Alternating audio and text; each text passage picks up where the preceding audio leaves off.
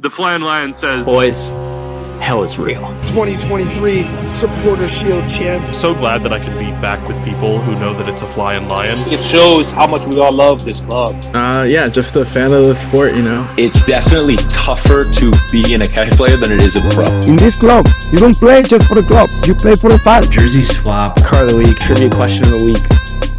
Welcome back, everyone, to the Flyin Lion Podcast. We want to welcome you to episode 98 of the Flyin Lion Podcast. We're coming up on 100.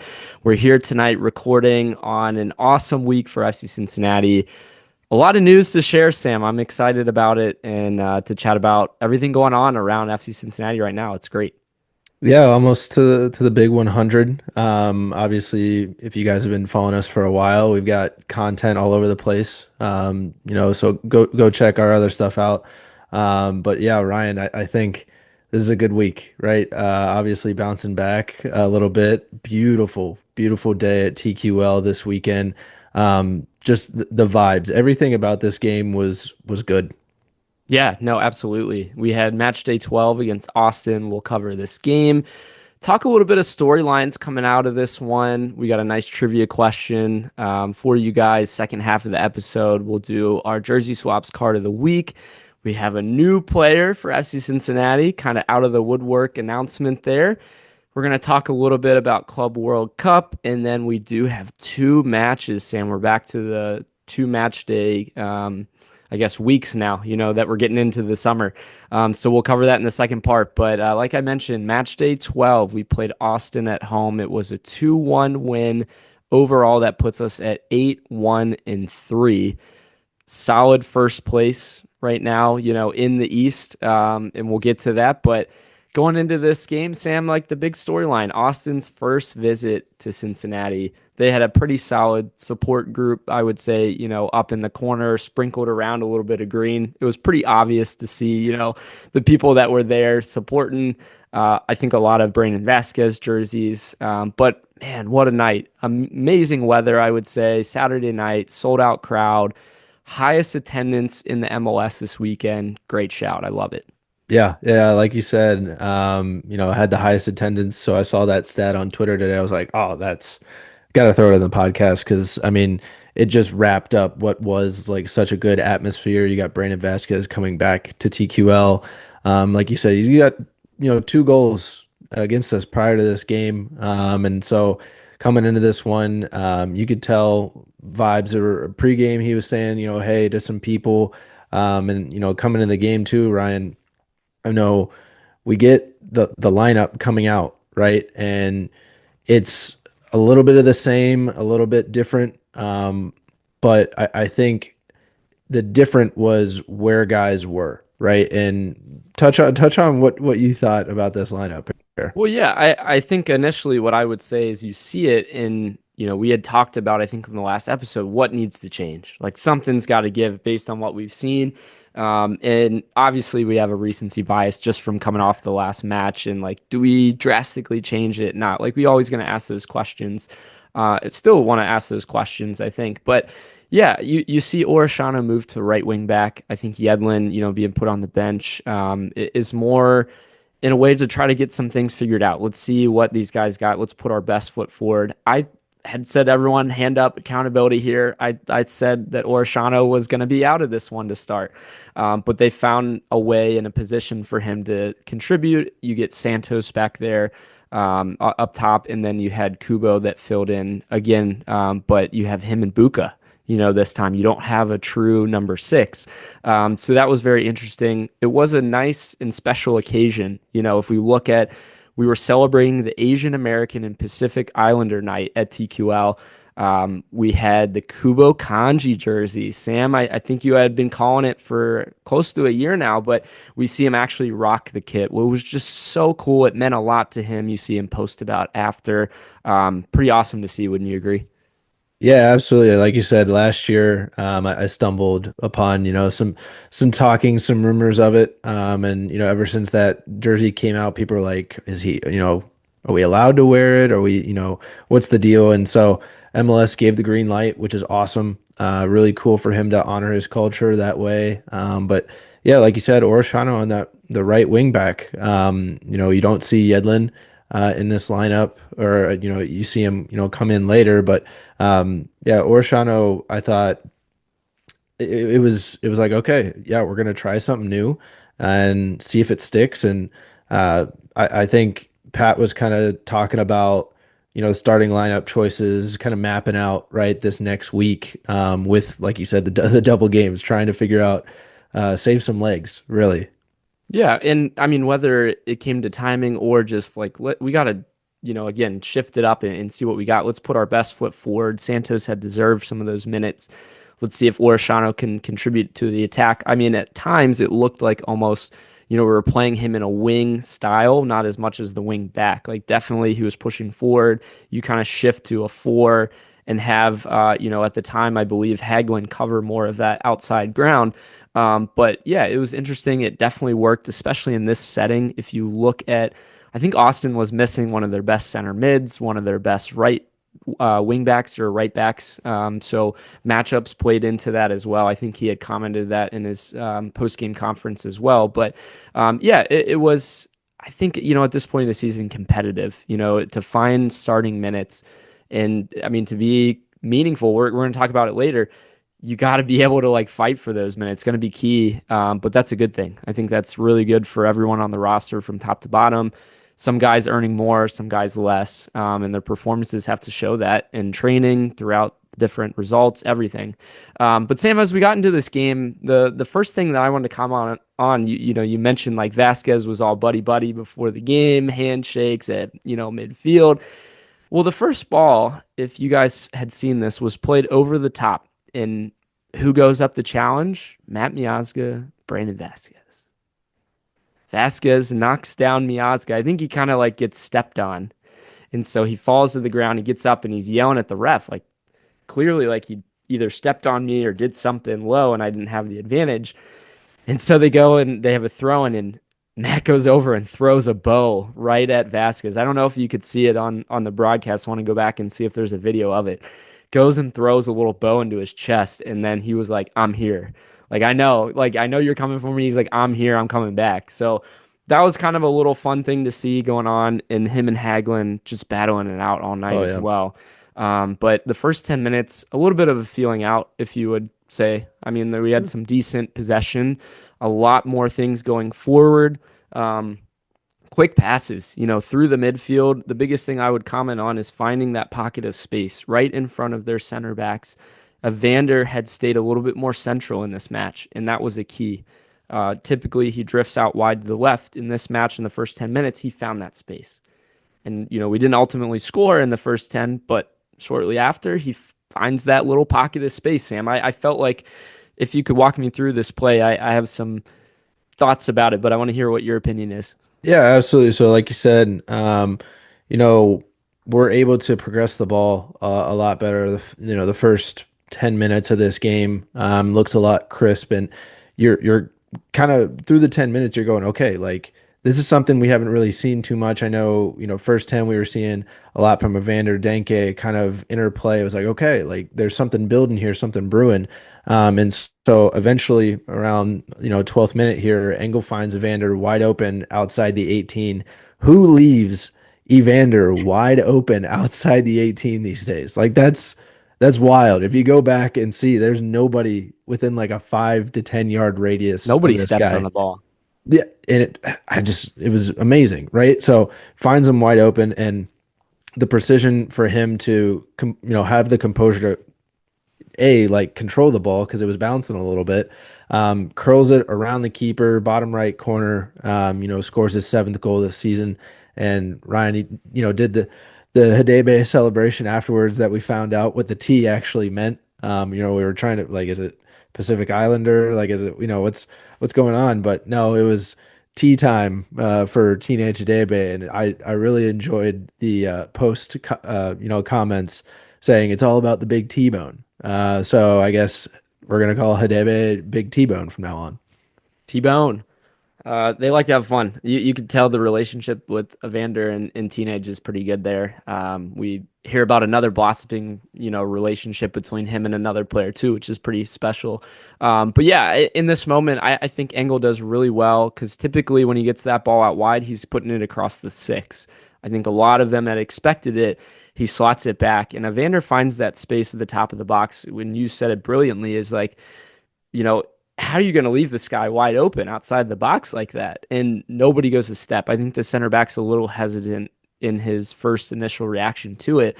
I thought, like, even before I saw a replay of it, that he had taken like 3 touches.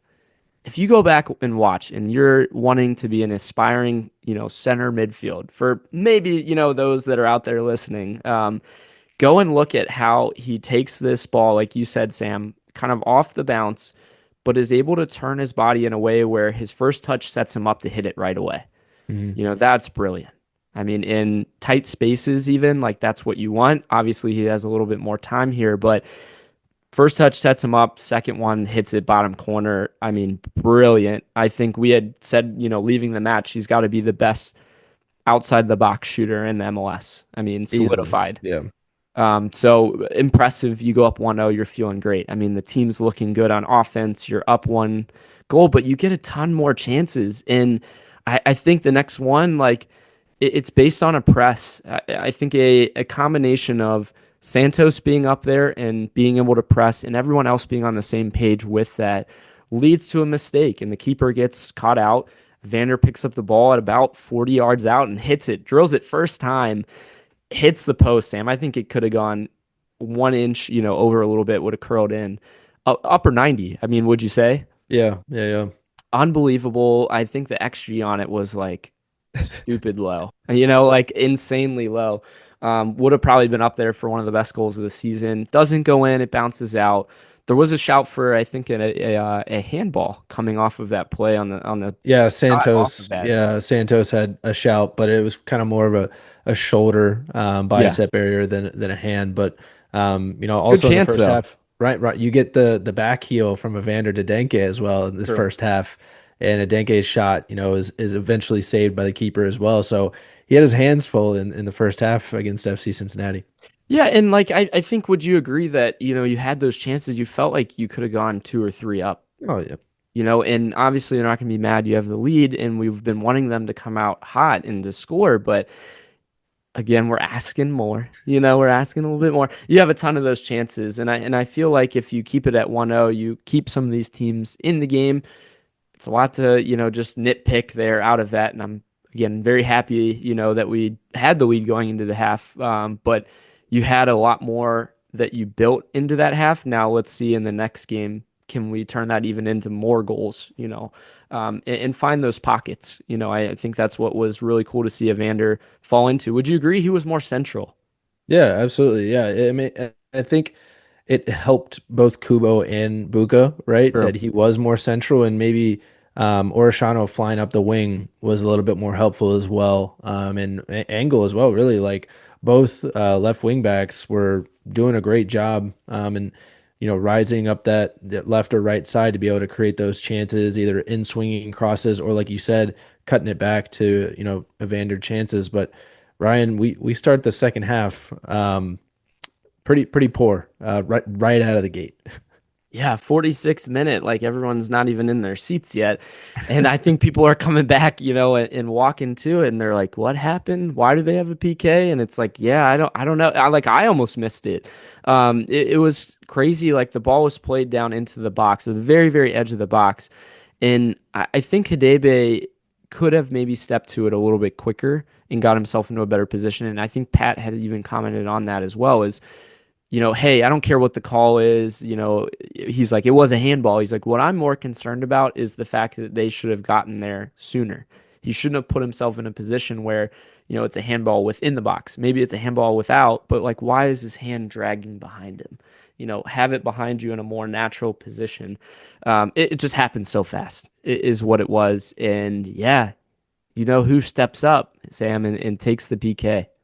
Yeah, Mr. BV himself, which he puts it away and, immediately hand up, right?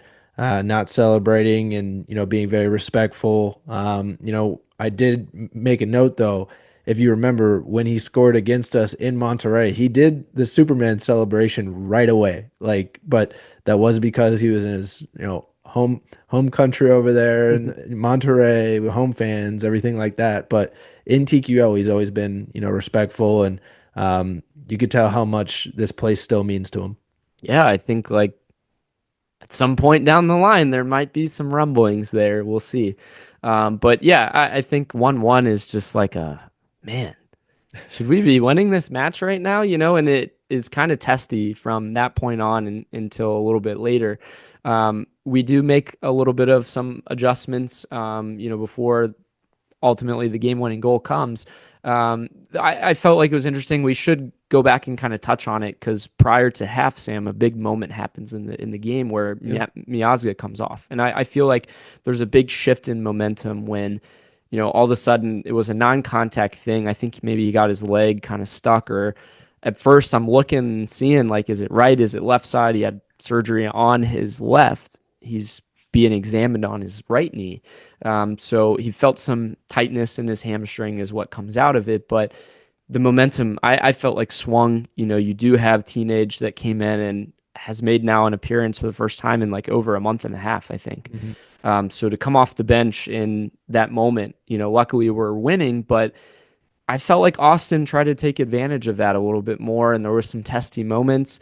I think that you see Hagelin perform well. You see Hidebe come in and do serviceable. Miles Robinson just been a rock back there. That was Hidebe's first appearance since March 8th. Yeah, So, I mean, long time, right? And to put him in that, luckily, again, we're up when that happens, but it's still not ideal by any means, and to have the team kind of adjust to that, and the leader, the voice, of the squad, and your captain at the time as well. So that changed a little bit, but ultimately they did come back, Sam, in 76th minute. Like I felt like this goal was coming. Like we had so many corners, we had a lot of opportunities. I want to highlight Evander's play down on the touchline where he megs a guy, goes around another, plays a beautiful ball in the box. The guy felt like every time he had it, something good was going to happen in this match. And that's a good feeling to have when you have your number 10 on the ball.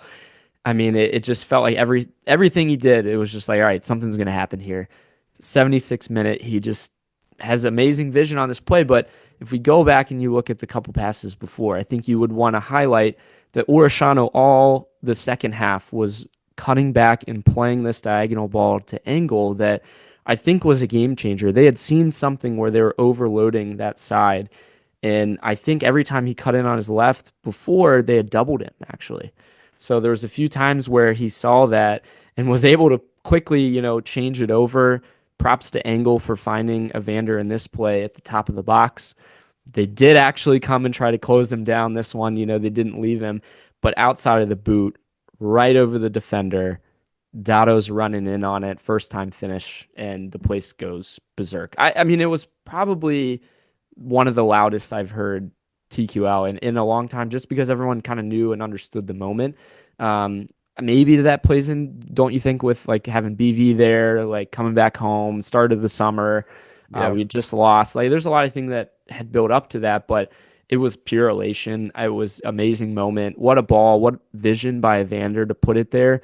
And honestly, I want to give credit where credit's due for Dado, because honestly, the ball could have headed, right off of the defender and deflected.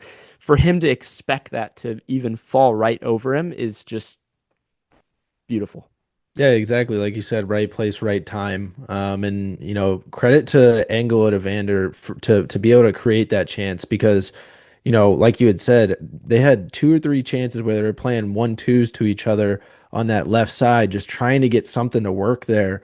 And eventually Evander, oh my gosh, like outside of the boot, beautiful pass, just perfectly lofted enough.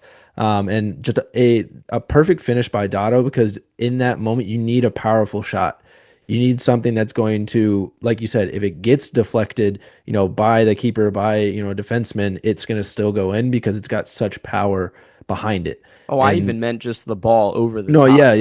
yeah. But like, it was a phenomenal finish, and his second goal of the season, second game-winning goal of the season. So now you're riding high on Dado, and Ryan, I don't remember. Oh, we said it last episode. He needed more time. So clearly, we're saying something right. But yeah, Dado deserves it. He Yeah, I deserves all mean, the flowers, and we're gonna touch on him a little bit here later as well. yeah, no, I felt like in the NYCFC game was one of the few people that brought a little bit of spark to the offense.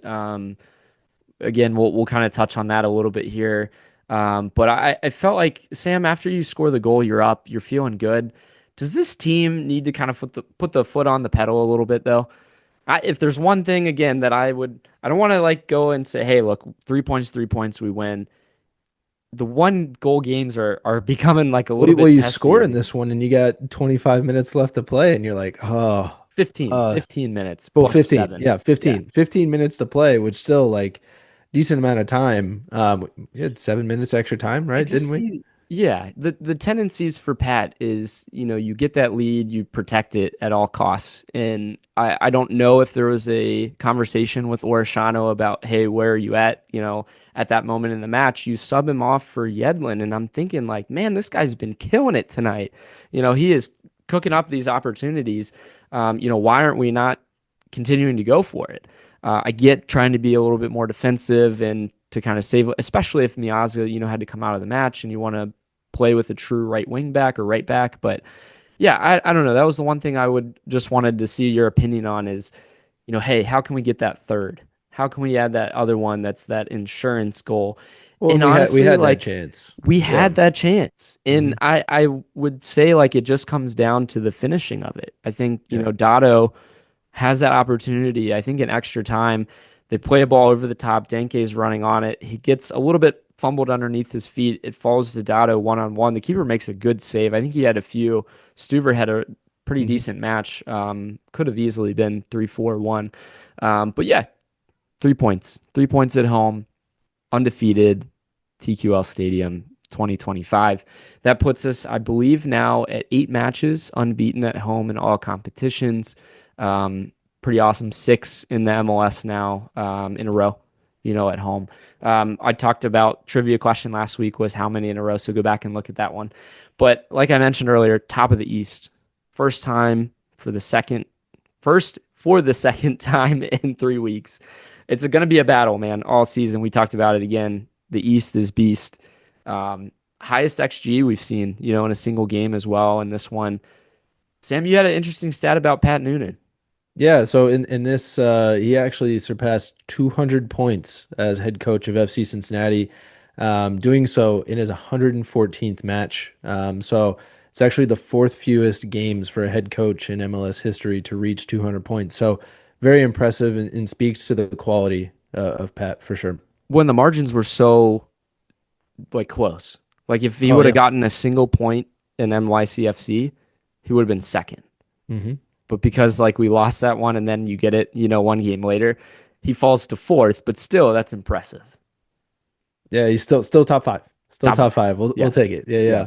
But we see Evander. He receives team in the match day today, as we're recording this. For the fourth time this season, and then finally Ryan Engel gets his first MLS assist. You're like, what? Like Does he this get is crazy. two? Long time coming. Can you correct me on this? Like he gets the first one to Evander, but in the MLS you get hockey assists. Do you think there's a shout there for another one? I mean, he played it pretty quickly, so I would imagine so. I don't know. It was shortly, yeah, right after he played it in. And again, in the MLS, that's the rules, is that you can get it off that pass before. I don't know. I don't know. I haven't seen it shown up yet, so maybe it'll take a while. Maybe the statisticians need to I'm gonna get after it. I'm gonna just DM him real quick and say, hey, you guys need to go look at this play. Engel actually deserves a second. Yeah, no, I felt like he had a decent match as well. But yeah, good to see him get his first assist. Sam, we wanted to touch on a couple key points that we saw coming out of this. We talked, we need more from the attack. And in this one, the second striker had really, really shown how much, for a press, for taking attention off of Denke, like we had mentioned even in the last episode. It did everything that we wanted it to. Maybe a few more goals, but I feel like the inclusion of Pavel Buka to the offense again showed in this match. Always. It always will. But yeah, I think Santos up top this season, he's been phenomenal. I arguably one of the best seasons he's had for us, if not the best so far, just the way he's contributed in, a lot of different ways, right? He's had a game-winning goal for us. He's had different times where he is the sole pressure, right, Right. that turns the ball over and creates a chance. So having that additional second striker up there really helps with Denke, take that pressure off. But yeah, like you said, Buka, once again, it goes to show how he is our piece in the middle, that if he is missing, there's a problem.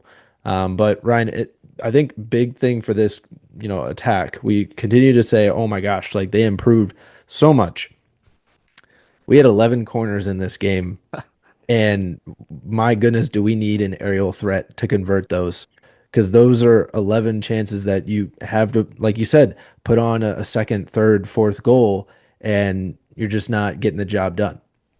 Well, I went and looked at this to your point about, the corners, the crosses, whichever way you want to look at it. We are dead last in the MLS at accurate crossing.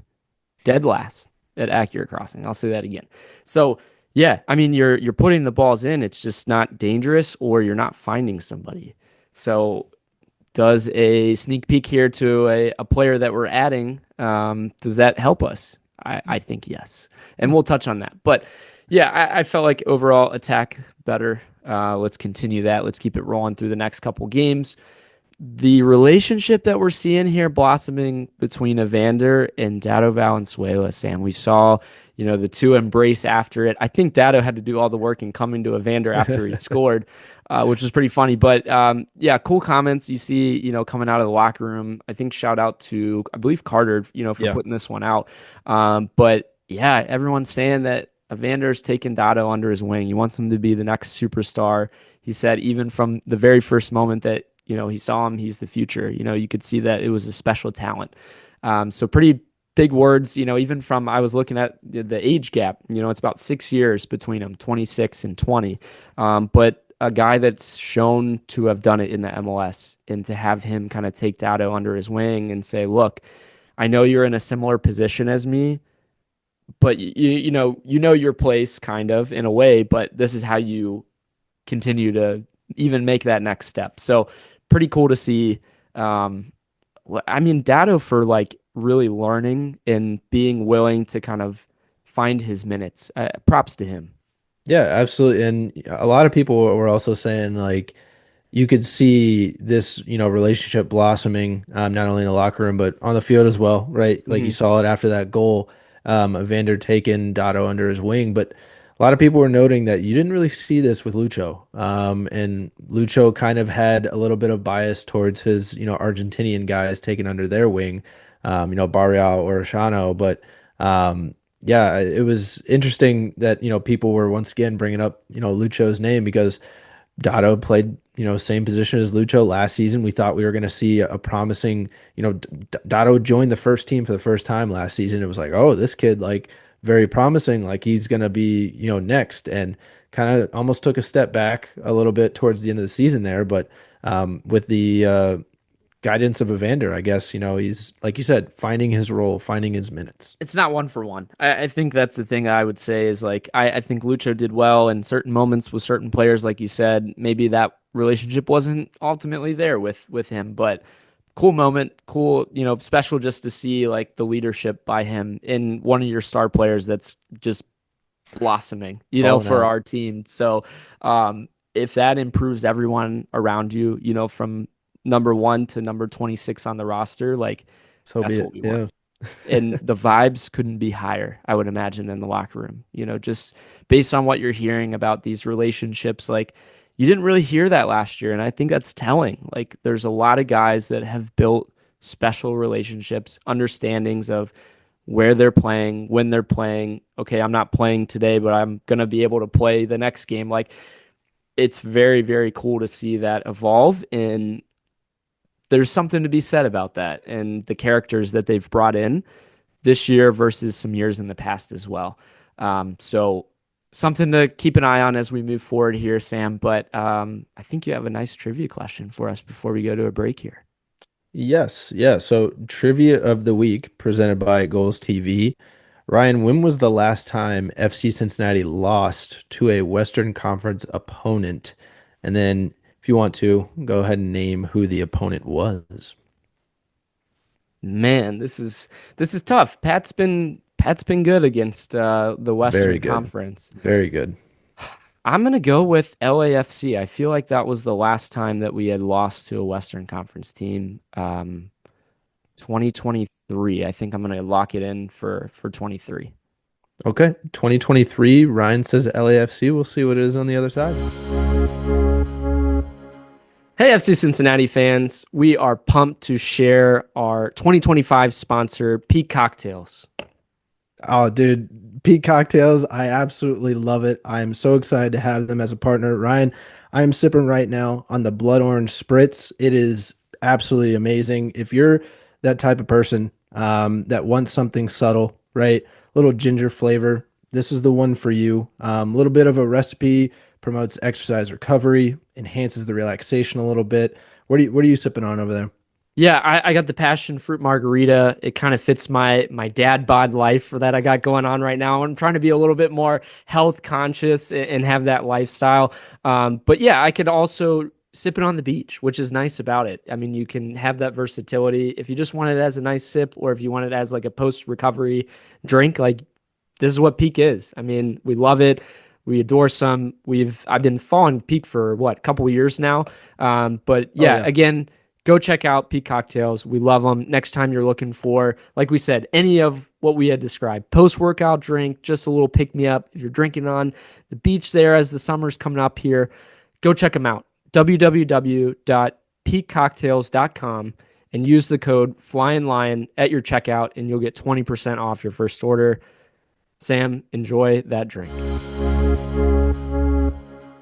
Welcome back, everyone. Thanks again for joining us tonight. It's just been an awesome week to follow along for FC Cincinnati for all you out there. I mean, I'm sure this has been great. Like, we're having a great time. I'm sure you are too. Thanks for tuning in, though, tonight. We're going to do our jersey swaps first. We always do it on our winning weeks. Sam, let's hear it. Who'd you have? It's got to be Evander. Evander was the guy this game, and like you said, he's putting on MVP, performances week in, week out. He's now second in the MLS with 7 goals. He created the most chances in this game. Team of the match day. He continues to show why he's the best player in the MLS. Shooting outside the 18-yard box. I would say concretely, he's a heavy favorite for MVP right now. And Ryan, I found this very interesting. Of players with 5 or more goals in the MLS, Evander has the lowest XG out of all of them. Hmm. He has 2.5 XG, showing he is making some statistically impossible shots. Wow. That's insane. Like, he's just had like ridiculous goals, is what you're telling me. Yeah. hmm And that checks out because he has.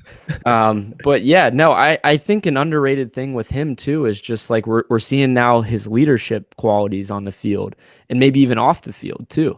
Like, how is he bringing these guys together in some ways, or understanding his spot and his moment? But what a special player, man. I mean, what, up to 9 goal contributions in MLS play. Yep. So 7 goals, 2 assists.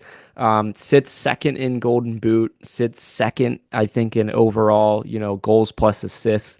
But yeah, man, I mean, he's really come through in the past, I would say, month, since he's really starting to gel with pieces. But the next step even is to see him and Denke now finish off. Like, I think he would have had another assist. Denke, had one that he put on Had goal 2 or 3 too. So chances. Yeah. yeah, man. I mean, he could have had even more in this game. The one where he took on the guys on the baseline and almost had one go in. Yeah, I mean, every game, if you look at your 10 and you go goal and assist, all right, that's pretty He's doing good. his job. Yeah. That's MVP levels. I'm pretty sure if you go back and look, if you're averaging around like a goal and assist, that's gonna put you up there. Um, he's just doing things that I don't think we like, in different ways, I would hmm say, from the Yeah. other 10 that we're not going to always compare to, because I hate that we're continuing to do that, but it just in his own way. Yeah, absolutely. So what was your jersey stop of the week? Here we go. So I had Dado, easy to kind of pick on, again, the other goal scorer, but Dado, Sam, has been impressive in his short minutes this year, and the reason why we think he needs more. He has had 1.16 goals per 90, which is second in the MLS, and 3.5 shots on target per 90, which is first in the MLS, ahead of some big names. I feel like Dado can even bring us further along and kind of fill in the gaps. If he can rise to the occasion, this is the young player we've been looking from the academy to come in, to grab that starting spot, and to say, hey, I'm going to put this on U.S. men's national team watch down the road, too. I don't want to get too far ahead of myself, but I've seen enough. And if he can continue to work with the special talents he has around him, like, the dude's going to be set up well for success. And I just hope that, that can continue.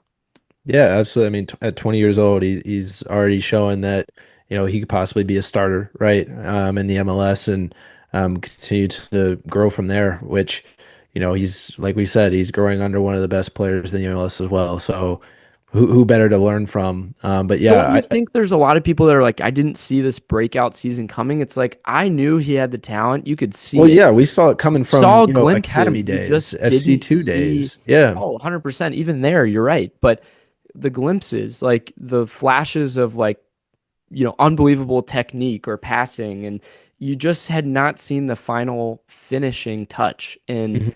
sometimes that takes a little bit to kind of round into form Well, at the first team level. it takes some confidence. You saw him touch on it after the True. game, right? True. And that I believe Dado was saying, hey, I really listened to our coaching staff, and they were telling all of us to make those runs into the box, Yeah.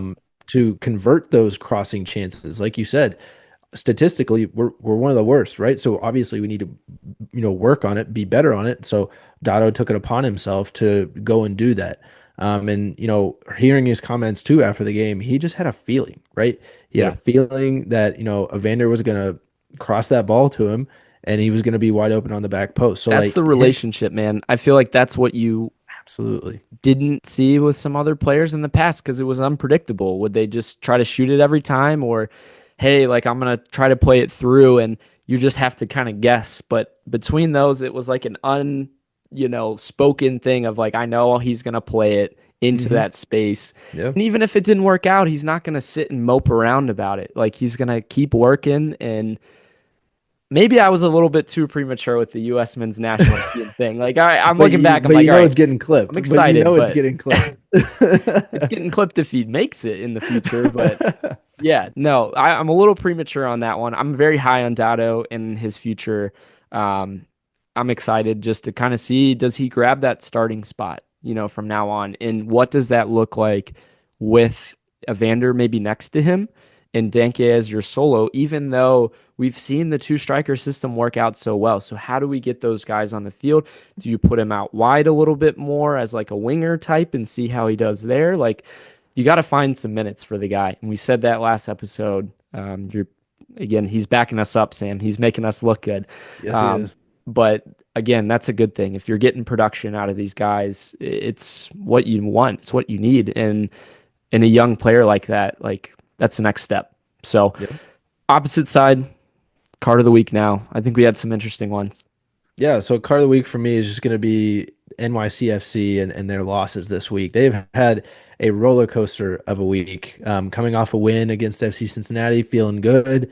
And then friend of the program, Eric Dick and company, hand them a cup set in the U.S. Open Cup, a game-winning headed goal to be exact. Then this past weekend, they lose to the worst team in the Eastern Conference and hand them their first win of the season. So NYCFC, just a roller coaster of emotions for that fan base. Can I add to your card of the week? They also lost the possibility to get Kevin De Bruyne.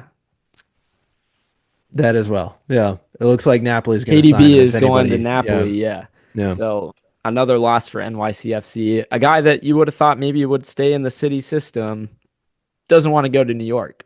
No. Doesn't want to play in a baseball stadium. Can't No. blame the guy. No, I can't imagine. But yeah, they've had a crazy week. Ryan, some other teams inside the league. Go ahead. No. Can we go back to the fact that you touched on, shout out Eric Dick, like Yeah, shout out goalkeeper Eric. for Pittsburgh, like Sam said, close friend of the program, but I'm watching this game and you see the balls bounce out of the pitch and go into the river in Pittsburgh. Like I wanted to highlight this because you don't see it anywhere else in, not that I've ever heard. Maybe in Yeah, so Venice. we were That's texting, Serie yeah, we A. were texting back and forth about this. We were And going I was back. like, They have a sponsor this is for the balls that go into the water. fifth, Is it like a fifth time cleanup it's crew? happened this season, people. Fifth time that the ball has gone into the river there. That's impressive. The fact that the pitch is that close though, that it's, I mean, I know we're getting deep into it, but the pitch is so close to the water, right? When all the flooding was going on, Oh, yeah. Yikes. yikes. Jeez. Yeah. But other teams around the MLS. What you Yeah, got? my card of the week was Minnesota United admin. I felt like in some ways this is a yellow card for me, but kind of respect at the same time. I wanted to kind of highlight Minnesota United puts a slamming down on Inter Miami. 4-1 win, and their admin just goes off and just is hitting the keys hard. Pink Phony Club is the one, and David Beckham himself had to go and try to defend. Like, come on, guys, have some class. And then I think it was the Inter Miami starter kit, and you had the Lakers jersey, the Yankees hat, the Inter Miami shorts or whatever, So, man, the admin was really going at the jugular. There's some bad blood there, but honestly, I'm kind of for it. I kind of love it. I loved seeing the one graphic as well of the 4 Inter Miami jerseys, all Lionel Messi's walking out of the stands. And on the bottom, it says best supporters in MLS. And they're walking out. Yeah. I mean, as soon as this game ends, like you said, they just go off. And you're just, the rest of the MLS is just sitting here watching it all unfold. So either the social media manager got a promotion or got fired. There's no like one way or the other, like, because if you've got David Beckham, replying, right, an owner of the other team going, hey, not cool, which, come on, man. Like, It happens, bro. Come yeah, on. come on. Like, they're trolling. So don't respond to the troll, then you feed the fire, right? So I thought that was a little all right. But yeah, very, very funny out of Minnesota United for sure. Yeah. I think it's funny highlighting, these two teams in those moments. There was a ton this weekend to kind of highlight on too. I mean, Galaxy got thrashed 7-0. Yeah, I think we had I had them in my card of the week, but I was like, man, we've 3 done in a row. Galaxy like 3 in a row. Like either one of us, it's I kind think of just like a running thing. And Ah. people, if you're still not aware, jump on our train. Either an Orishano goal or an LA Galaxy win. Which one is coming first? Still there, man. It's still Still there. 12 games into the season. That poll is still live. Yeah, I don't know. I still don't know. And Galaxy haven't fired their manager yet either. Talks are happening. But I think New York was very upset that they lost in the final, obviously. So they just poured it on. I mean, A little bit. insane. Sam, this is exciting. I'm very excited to talk about this. Striker Kei Kamara is signing for FC Cincinnati. It was officially announced today. He's coming in. He's 40.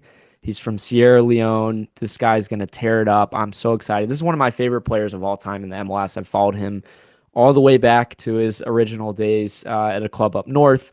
But supplemental roster spot, huge.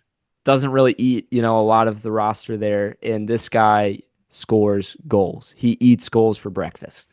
That's his job. That's his job. And, when I was alluding to, hey, we need a presence. We need somebody in there to, score some goals. I think this guy could be that missing piece. You talk about a guy who can eat up minutes, coming off the bench, or like we're getting into these games where we're playing 2 matches in 1 week, right? He could be a guy that steps in and is able to alleviate some minutes from some of our, regular starters and still, Not production is drop still off. there, right? No No drop drop off. off. And once again, just another veteran presence in there, Ryan. Like our locker room is insane. You could put the captain's armband at about, 11 different people and we'd be like, yeah, makes sense. Like he'd be a captain on any other team.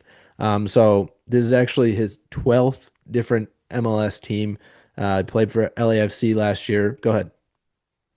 It's a welcome home to Kei Oh Kamara, yeah, Sam. I guess the welcome home. The welcome home. Welcome home. For those who aren't familiar, Kei Kamara was chosen by FC Cincinnati in the 2019 expansion draft. He was immediately traded for an international spot. That year, he had 14 goals for Colorado. Since that draft, the guys had 46 goals, which would have been second all time in FCC history. So kind of upset about that in some ways, but Kai had commented today and said, look, I've been excited to come to Cincinnati. He had a lot of Ever different since, offers from around the league, from a few teams overseas. This guy chose to come and play for the Orange and Blue. It speaks volumes, being a club that values family. Like, I think Kai has 3 kids. He loves a family atmosphere, having the kids on the field after the game, but winning and being competitive and having unbelievable support. And you're going to get all those things with this club. So I'm very excited. You guys can go out there and say he's 40, he's this, he's that. He had 1,000 minutes last year for LAFC, scored 3 goals and 6 assists, Sam. That's pretty solid. He won a trophy with them, made it to a final in Leagues Cup. I mean, it's going to add just experience in that center forward room that, maybe like you had kind of commented on that Denke might need, obviously Denke is the professional's professional, but to know how to do it in the MLS and to kind of teach him that way. Well, I think for the most part, teach him how, like, because Denke right now, if you're unaware, leads the MLS in offsides, right? And how to play the referees, right? Because what we've seen a lot this season is Denke getting, his physical, he's a big guy, right? And refs just aren't, I guess, I don't know, they used to, playing or used to like being on the same field as a guy like Denke, and they're calling, or not calling certain things on him. So Kai could definitely step in there and go, hey, this is how you do, play it this way, be safe, but you can get away with this, and that. I want to highlight this Go guy. ahead. I mean, this is the big stats. We've seen it. Second leading goal scorer in MLS history with 147. Is he going to catch 171? That's a lot of goals for this year. But also, I saw that he's 4th in games played. I think shout out to Patrick O'Leary for that. I'm going to hit you with a deep dive, Sam. I went deep into this. Let's go. Most shots and most shot on goal in MLS history all time. Tied for 3rd in game-winning goals in MLS history with 40, and only 6 behind Wondolowski, for the best. So this guy's going to score meaningful goals, hopefully. Is, again, what we hope, knock on wood. But he's got an interesting connection with Cincinnati. He's played under Dom Kinnear before, so that was kind of nice. He's played with Manuel Ledesma at Middlesbrough. Interesting here, Sam. He has played with Jeff Cameron, Kendall Waston, Cody Cropper, Spencer Ritchie, Mike LaHood, and Justin Hoyt. Yeah, Talk about characters that could attest for the team. You could see, so if you follow Justin Hoyt on social media, he called him Uncle Kai, coming back to the club. So you could see, he's got a special relationship with those former FCC players. Yeah, I think that's just special. And I think again, those guys are going to speak volumes. And that's why you do things the right way and you get players like this that we haven't seen it, where you bring in middle of the season somebody like this to go and set us that much over the top. Like I'm banking a lot and I'm putting a lot of hype into it, but he's shown it. He's had the pedigree. He's done it. I don't care if he's 40, if he's 30. He's been able to do it year to year, and that's to me the biggest thing. He's going to work his butt off. I think too is what. Again, he's going to benefit the press. He's going to benefit winning balls in the box, which we just haven't had that presence. And to have that guy offload Denke, what are defenses going to do, man? It's exciting. I know. I'm extremely excited as well. Even more excited because he's wearing number 85, little Ocho Cinco, bringing it back to Cincinnati. So super excited. Like Ryan said, to have Kei Kamara back in Cincinnati, back home where he belongs. But he's joining a very valuable club, Ryan. Sportico, world's 50 most valuable club, soccer club ranking came out, and FC Cincinnati is sitting at 35th. With a valuation of $725 million, 84 million in revenue in 23-24. Ryan, this is only going to go up from here. Yeah, the TQL district, man. I mean, we're going to reap in all that money from it. That's going to add value to the club. 2024, we had a value of 645 million and 79 in revenue. So you're seeing a bump year to year there. The more finals, the cup appearances, the playoffs, like all of that stuff is only going to continue to add as well. And then you're going to get a lot more from jersey sales with Evander and Denke and now Kei Kamara. And I mean, I could just see a lot blossoming here in the next few years. I mean, there's rumblings of hosting an all-star game here at some point too, in hosting Club World Cup. I think there's a lot of value from all of this. In the future as well, you got the Women's World Cup as well that could possibly come to town. So true. Yeah, a lot going for us. And like I mentioned with Club World Cup, I mean, we are a month away from hosting this worldwide tournament. The trophy, Sam, made an appearance. I got lucky enough to kind of scout it out ahead of time and take a photo. Pretty cool trophy. If you guys haven't seen it, go check it out. I think have done a decent job at trying to market this one. The sales haven't quite been, on that level term, but the prices have been just a little bit high on that end of things. I think you had even commented that for the final match, tickets were as high as like $2,200 at one point. They're now down to like, $300. Yeah. I mean, man, I want to be able to watch these worldwide clubs, locally here, but something's got to give a little bit too. Well, it's interesting. We talked with Carter about it a little bit of like the interest of this. And it's one of those things where a lot of your non, soccer or football fans who watch other, anything other than FC Cincinnati or, no outside clubs, right? They're not going to know who Auckland is, right? They're not going to know who these, teams are from South Africa, right? So it's a little hard to get them to buy into it, but hopefully once again we showcase, what TQL brings and how awesome it is. Yeah, for sure. I mean, a lot of good things to come. But I think to kind of wrap out, our week here, real quickly, FC Cincinnati too, they did have a loss against Chicago, away at Chicago. They're looking to kind of come back, even stronger. I think are they playing the Crew coming up here soon as well? The next match. Yeah. Yeah. So you have Heck is plausible. Go check that out. But preview, Sam, match day 13 away at Toronto. I think in a lot of ways could be overlooked. I almost put as my card of the week the fact that a rivalry match on the weekend is being bumped, with a midweek match before it. Like, come on, give a full leadway of this. We want a rivalry at full strength with guys that aren't being rotated. All around the MLS, right? You got ridiculous. Galaxy against LAFC, on Saturday too, and they've got a midweek. Like, I don't understand it. It's interesting. It is the timing of the midweek game.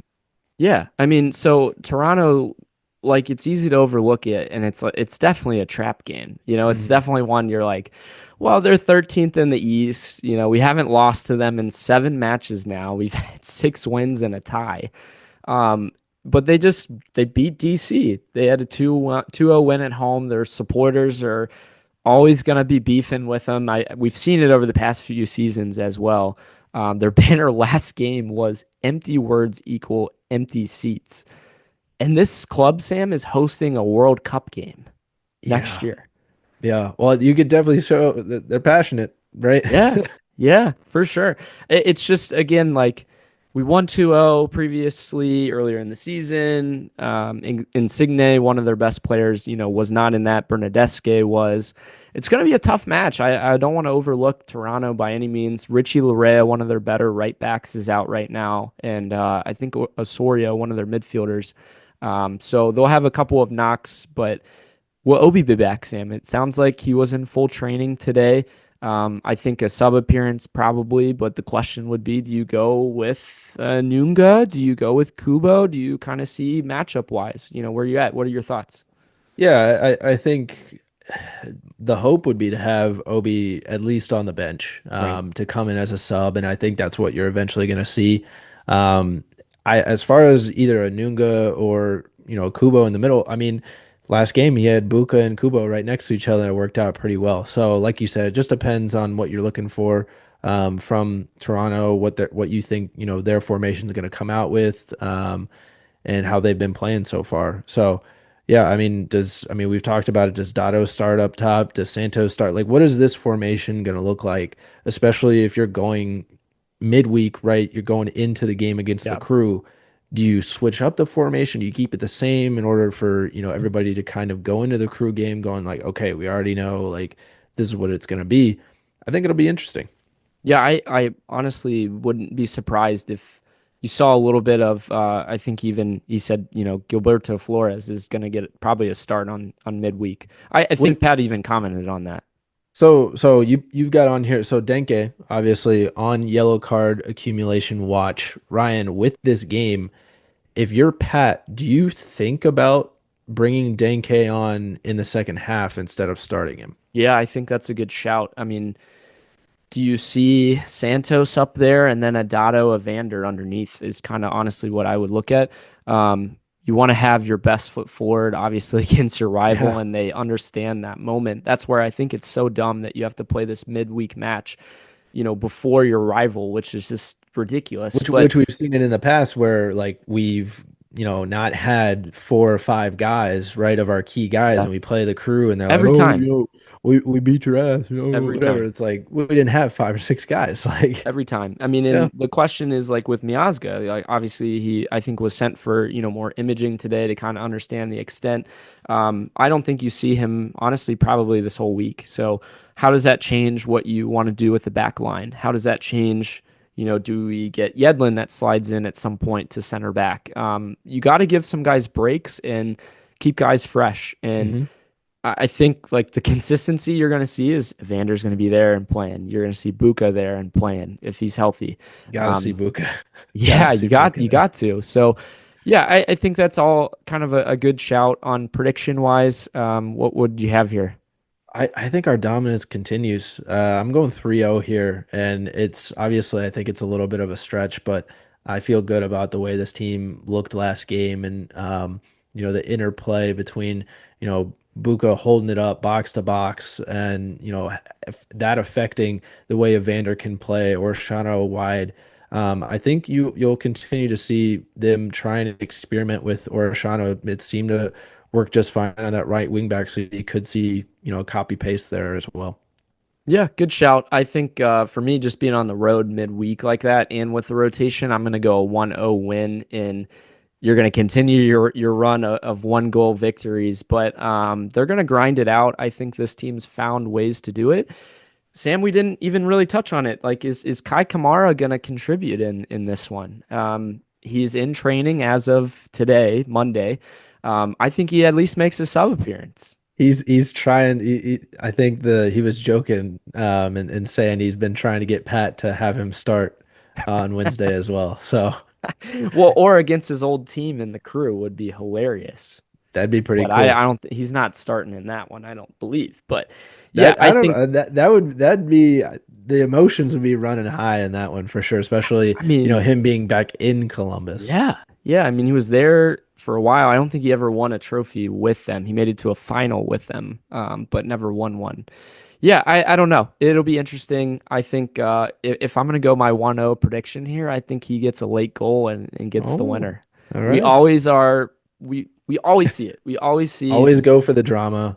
these drama moments. Yeah, you always get the new guy like comes in and does something. So, yeah, shout out to him. I think he's going to do some real work up there. But the big one, Sam, hell is real. Match day 14 away at Columbus. This could be its own episode, just a preview and a Oh, talk about absolutely. this. The two hottest teams in the MLS besides Vancouver. I mean, it's just been year after year now. How is it not the biggest rivalry in the MLS? I don't It understand. is. People think Trafico This is bigger is than here. this. Nah, Soccer nah, is hell here. is real. Soccer is in Ohio. The best soccer is happening here. These teams are grinding out results. We got some new designs on the kits. So shout out to our local artist, Jason Snell, for coming out. If you guys didn't see it, go check it out on socials. But he had designed some hell is real nods, within the numbering. How can we go and buy that and support now that local artist? I think that's the next step. If they put those and have those available, I think they have them to where you can go and win one. But I think, did they say? I mean, all the players are going to be rocking these Yeah, kits they will be. on Yeah, both sides. How hard is it going to be to read these numbers, though? Nobody's pretty talking hard. about that. Pretty hard. Yeah, but I mean, hey, it's the concept, right? Concept looks really The cool. concept and the Pictures look really content. cool. They're going Yes. for the content. Yeah. But man, we've had a little bit of some good play against the Crew lately. One win in a tie last year against them. We beat them in Columbus, we've been one of the few teams to have beat them in Columbus in the last 3 years. The clash at the top of the table, man, it's every single year now, and it's awesome. I love it. I mean, it's just going to be vibing up there. It's going to be great. It's the midweek match thing that kind of kills it for me Oh again. my gosh, yeah. And how are we going to manage that? How are we going to come out of it? Who's available? Who's not? Like, that's always the question. You got to understand the moment. And I think what I saw Pat kind of comment on this, and it's really cool, Sam, is like he understands from day one what this means to us, the supporters. Yeah. And he tries to get his players ready to say, I know you guys don't understand this yet, but you will. Yeah, So he how tries to do put the you best 11 out there. put that how do you put your best foot forward from minute one and say, this is how we set the tone? So I'm looking for a pretty amazing match in this one. I think you'll see, I think we both have it here, a lot of goals. Yeah, Sam and I both locked in. We're going to go with a 2-2 tie just because I think this is going to be back and forth. Knockout, drag out type fight. Yeah. You're just going to see blow for blow. I just don't think like teams have really kind of dug into the Crew in the same way where like we don't care. We just go and we just like attack, that's what I would love to see. Like I just feel like there's just been this nonsense, this and that, and look at how they've overperformed. And then I think Pat's message is just going to be like, we don't care. We're our team now. This is what we have going. I mean, for several of these guys, they've never played in the Hell is Real again. And this is another year where we've had that. So we saw him respond well last year. I saw a really cool thing, Sam. If you go and look, Kevin Kelsey had his first goal for FC Cincinnati against the Crew in a game winner. Will Kei Kamara, another double K initial, get a game winner in Columbus? I mean, that's a pretty cool storyline and something to watch. Absolutely. Another Cincinnati 85 player taking down the Cleveland Crew, I think would be amazing. Yes, picturesque, right?